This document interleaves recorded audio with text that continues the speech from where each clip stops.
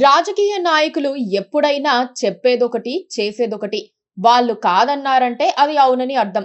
Party నుంచి తమ వ్యవస్థల నుంచి పంపించేసిన వాళ్ళనే అవసరం కొద్దీ మళ్ళీ దగ్గరకు చేర్చుకుంటారు.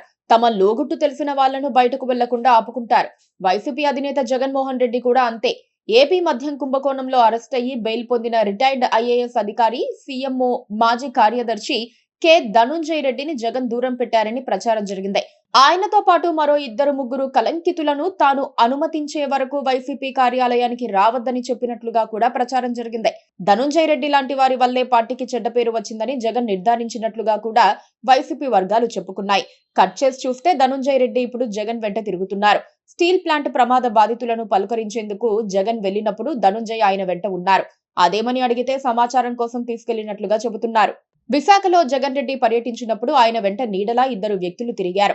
రిటైర్డ్ ఐఏఎస్ ధనుంజయ రెడ్డితో పాటు జగన్ వ్యక్తిగత సహాయకుడు నాగేశ్వర్ రెడ్డి అలియాస్ కేఎన్ఆర్ అక్కడున్నారు. వాళ్లకు ప్రస్తుతం ప్రభుత్వంలో జరుగుతున్న వ్యవహారాలకు సంబంధం లేకపోయినా జగన్ రెడ్డికి అవసరం వస్తే సమాచారాలు అందించేందుకు, ఫీడ్బ్యాక్ ఇచ్చేందుకు వచ్చారని వైసీపీ వర్గాల్లో టాక్ నడుస్తోంది. ఏపీ లిక్కర్ స్కామ్ పై కేఎన్ఆర్ ను ఇటీవల పలు పర్యాయాలు సిట్ ప్రశ్నించింది. దీంతో కేఎన్ఆర్ ను విధుల నుంచి తొలగించినట్లుగా వస్తున్న వార్తల్లో నిజం లేదని తేలిపోయింది. ధనుంజయ రెడ్డి తీరుపై కోర్టులు కూడా ఆగ్రహం వ్యక్తం చేశాయి. అసలాయనకు బెయిల్ ఇవ్వడమే తప్పు అన్నట్లుగా న్యాయస్థానాలు వ్యాఖ్యానించాయి. టెక్నికల్ అంశాల ఆధారంగా ధనుంజయకు బెయిల్ వచ్చిన మాట వాస్తవమే అయినా ఆయన నెత్తిన కత్తి వేలాడుతున్న మాట మాత్రం కూడా నిజం.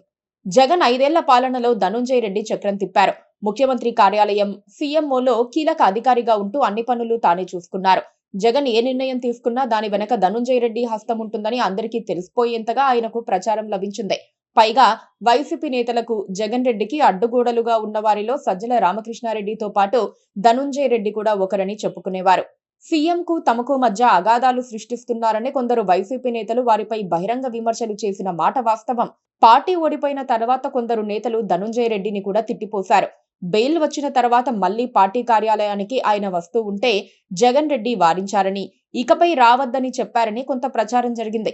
అయితే ఇప్పుడు విశాఖలో ఆయన ప్రత్యక్షం కావడాన్ని చూస్తే మాత్రం జగన్ రెడ్డి కోటరీలో ధనుంజయ రెడ్డి కీలకంగా వ్యవహరిస్తున్నారని తేలిపోయింది. అంటే జగన్ రెడ్డికి ఆయన ముక్కు, చెవులు, ఆత్మ అని అనుకోవాలి. మరి ఈసారి ధనుంజయ్ వల్ల మంచి జరుగుతుందా, చెడు జరుగుతుందా చూడాలి.